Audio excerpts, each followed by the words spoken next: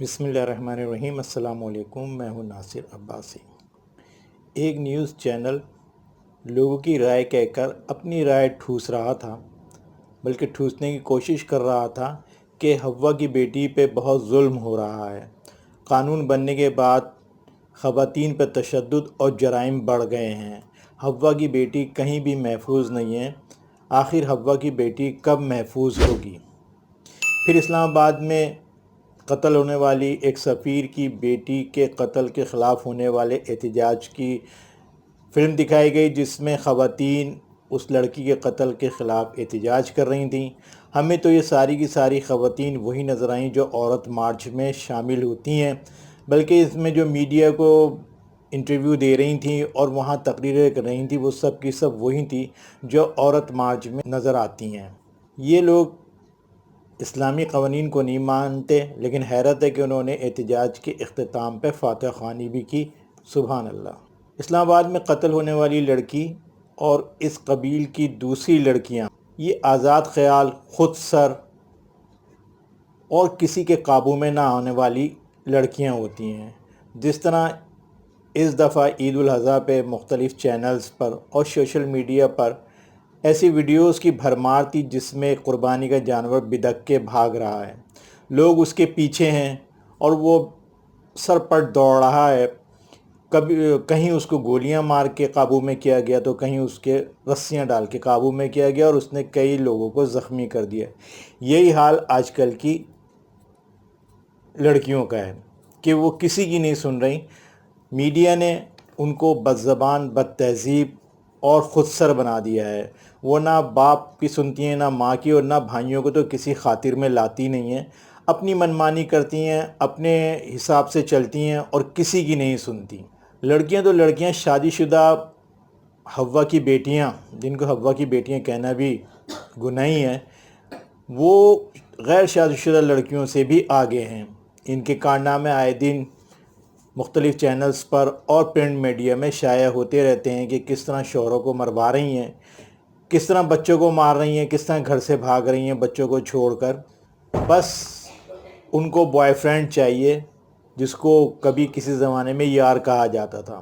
جب شادی شدہ عورتوں کا یہ حال ہے تو آپ غیر شادی شدہ لڑکیوں کو سمجھ لیں کہ اس سے کتنا زیادہ حال برا ہوگا۔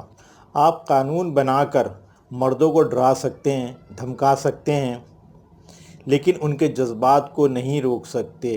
جب عورت بدتمیزی پہ اتر آئے، نہ باپ کی سنے، نہ بھائی کی سنے، نہ شوہر کی سنے، مرد کے سامنے کسی دوسرے غیر مرد کی تعریفیں کرے یا اس سے اپنے تعلقات ظاہر کرے، تو کون بے غیرت ہوگا جو یہ سب کچھ برداشت کرے گا؟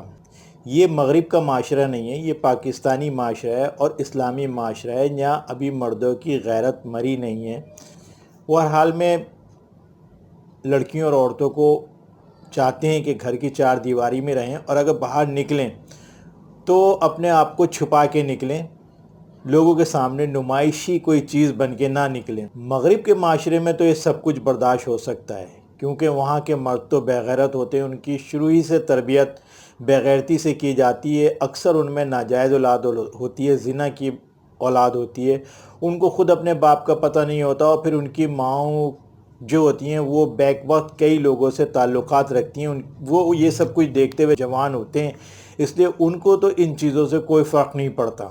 لیکن پاکستان کا معاشرہ ایک اسلامی معاشرہ ہے، یہاں ابھی مردوں کی غیرت ختم نہیں ہوئی ہے، جس کو ختم کرنے کی کوشش کی جا رہی ہے۔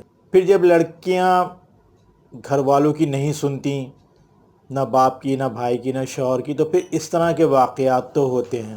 اگر یہ حوا کی بیٹیاں، جن کو چینل کہہ رہا ہے کہ کب محفوظ ہوں گی، باپ، بھائی اور شوہر کی عزت کرنا سیکھ لیں اور ان کی بات ماننا سیکھ لیں، تو معاشرے میں ٹھہراؤ آ جائے گا اور یہ بھی اپنے گھروں میں محفوظ ہو جائیں گی۔ یہ کوئی مغربی معاشرہ نہیں ہے جہاں آوارہ مجاز خواتین کے خیالات کو آپ قانون بنا کے معاشرے کے اوپر ٹھوس دیں۔ دیکھ لیں کہ اب تو میڈیا بھی یہی کہہ رہا ہے کہ جب سے قانون بنایا ہے، جب سے خواتین کے خلاف تشدد اور جرائم زیادہ بڑھ گئے ہیں، یعنی اس قانون کا الٹا اثر ہو رہا ہے، کیونکہ اس قانون نے اور میڈیا نے خواتین کو بہت زیادہ آپے سے باہر کر دیا ہے۔ اب وہ کسی کو بھی خاطر میں نہیں لاتی، نہ باپ کو، نہ بھائی کو، نہ شوہر کو۔ وہ ہر ایک سے بدزبانی کرتی ہیں، جس کا نتیجہ یہ ہوتا ہے کہ پھر دوسری طرف بھی پارا ہائی ہو جاتا ہے اور پھر بات بہت آگے تک چلی جاتی ہے، جس میں جذبات میں آ کے قتل ہو جاتے ہیں یا پھر کوئی اور سانحہ ہو جاتا ہے۔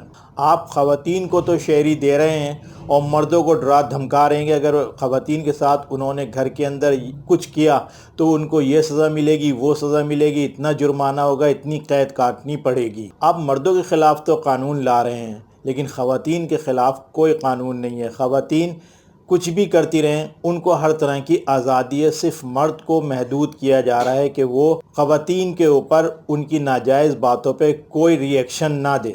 آپ خواتین کے اوپر بھی کوئی ایسی پابندیاں لگانے کا قانون لائیں کہ وہ گھر کے اندر سکون سے رہیں اور وہ زیادہ یاریاں دوستیاں نہ بنائیں، کیونکہ یہی فساد کی جڑ ہے۔ اور اس کا سب سے بہتر حل یہ ہے کہ جلد سے جلد شادی کرنے کا قانون لایا جائے۔